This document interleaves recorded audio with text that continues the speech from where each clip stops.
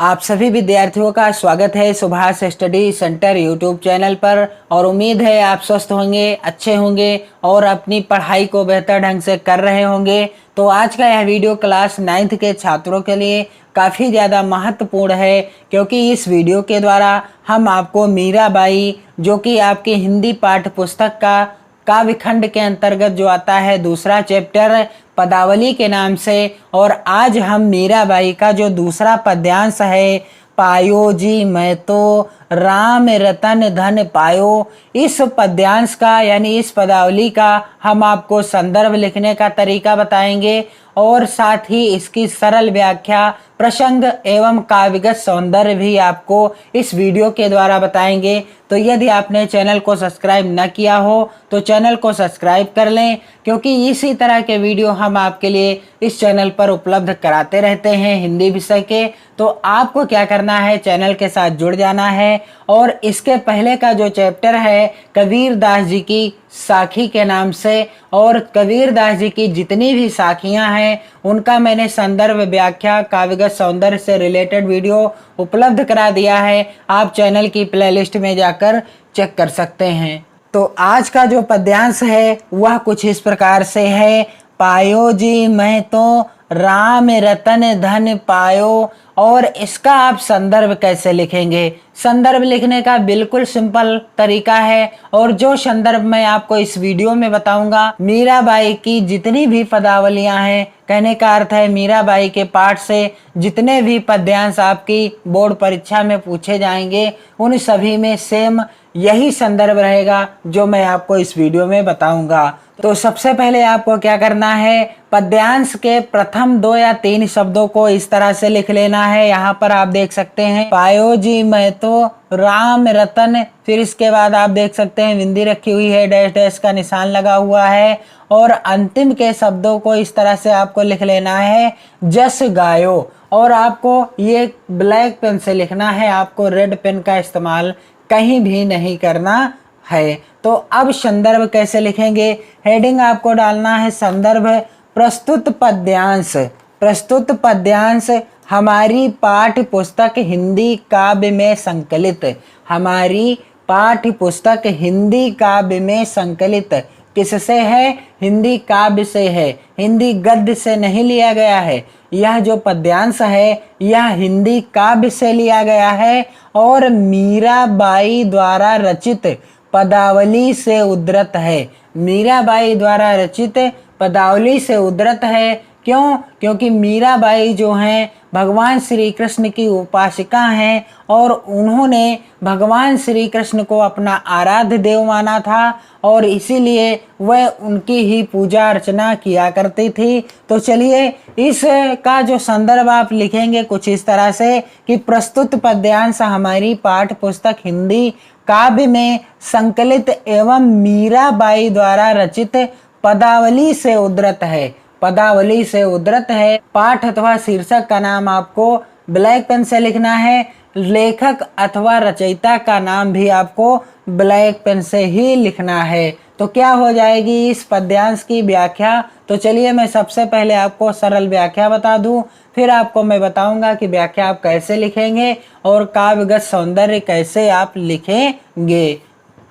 क्या कहती हैं मीराबाई? पायो जी मैं तो राम रतन धन पायो।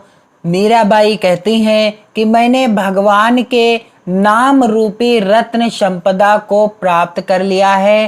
पायो जी मैं तो राम रतन धन पायो, मैंने भगवान के नाम रूपी रत्न संपदा को प्राप्त कर लिया है, और वस्तु अमोलक दी मेरे सतगुर कृपा कर अपनायो। आगे मीराबाई जी कहती हैं कि मेरे सच्चे गुरु ने यह अमूल्य वस्तु मुझ पर दया करके मुझे प्रदान की थी, और मैंने उसे क्या कर लिया है? अपना लिया है अथवा अंगीकार कर लिया है। वस्तु अमोलक दी मेरे सतगुर, और यह जो नाम रूपी रत्न है यह मेरे सतगुर ने मुझे प्रदान किया था, और जिसे मैंने स्वीकार कर लिया है, अपना लिया है। जन्म जन्म की पूंजी पाई जग में सभी खोवायो।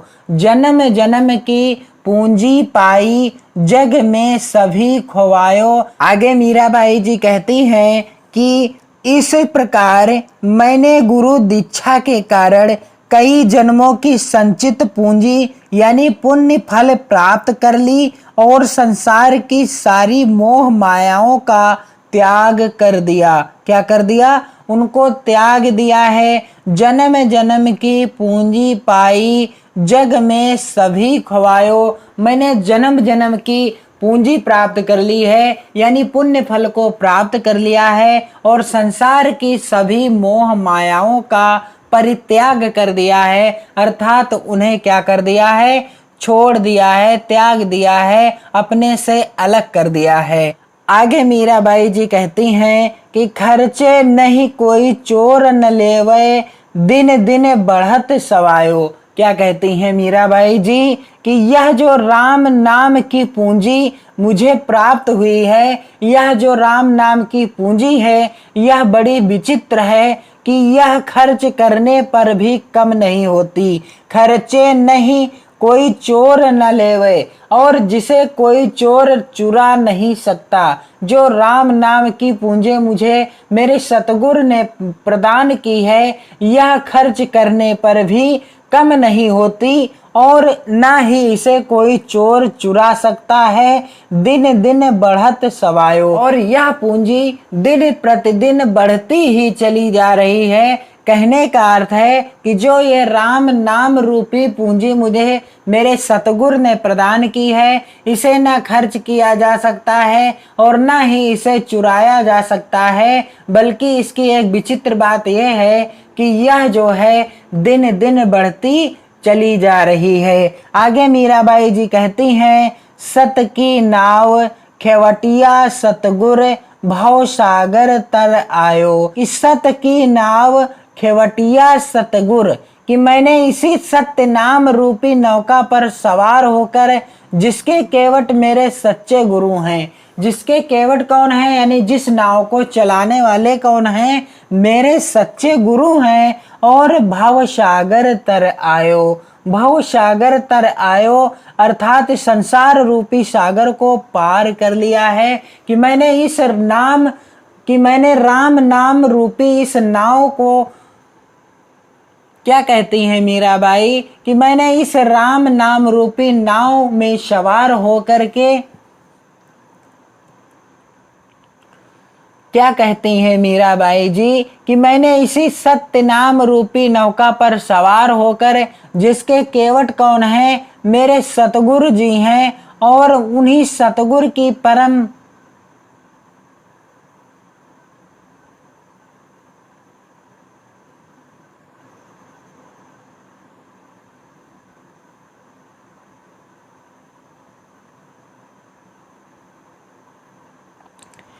क्या कहती हैं मीराबाई जी कि मैंने इसी सत्य नाम रूपी नौका पर सवार होकर, जिसके केवट मेरे सच्चे गुरु हैं, जिसे चलाने वाले कौन हैं? मेरे सच्चे गुरु हैं, और संसार सागर को पार कर लिया है, और संसार रूपी सागर को पार कर लिया है। यानी मीराबाई जी का कहना है कि मैंने इस सत्य रूपी, अर्थात मीराबाई जी का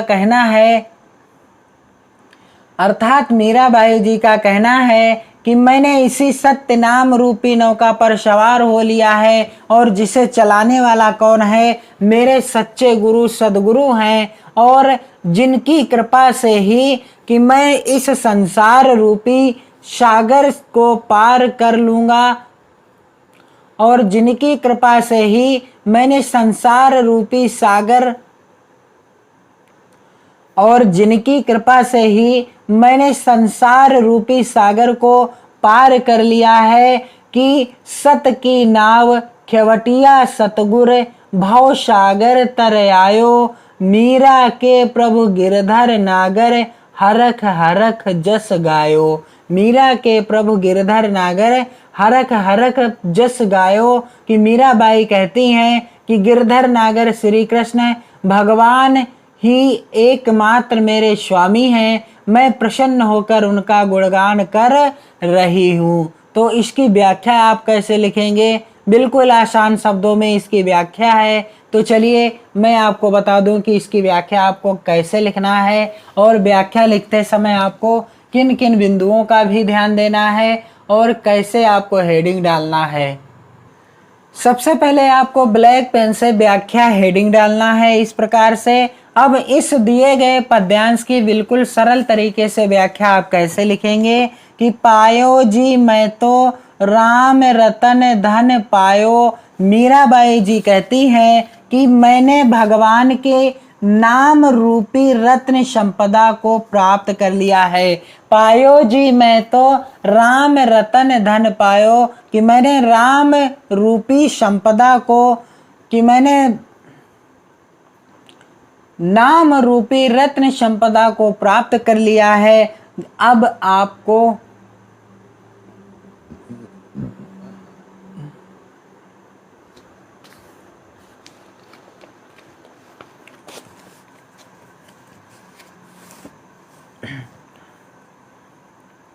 वस्तु अमोलक दी मेरे सतगुर कृपा कर अपनायो। तो इसकी व्याख्या क्या हो जाएगी? मीराबाई कहती हैं कि मेरे सच्चे गुरु ने यह अमूल्य वस्तु मुझ पर दया करके मुझे प्रदान की थी और मैंने उसे अंगीकार किया था, कि मैंने उसे क्या कर लिया था? स्वीकार कर लिया था। वस्तु अमोलक दी मेरे सतगुर कृपा कर अपनायो। और अगला बिंदु क्या है?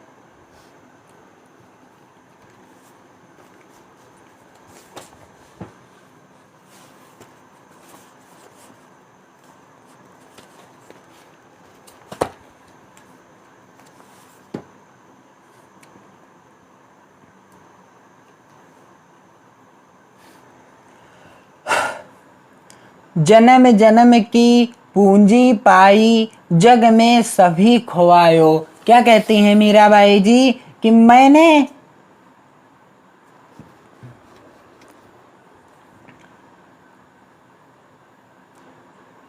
इस प्रकार मैंने गुरु दीक्षा के कारण कई जन्मों की संचित पूंजी प्राप्त कर ली, यानी कई जन्मों का पुण्य फल प्राप्त कर लिया और संसार की सभी मोह मायाओं का त्याग कर लिया। और संसार की सभी मोह मायाओं का क्या कर लिया?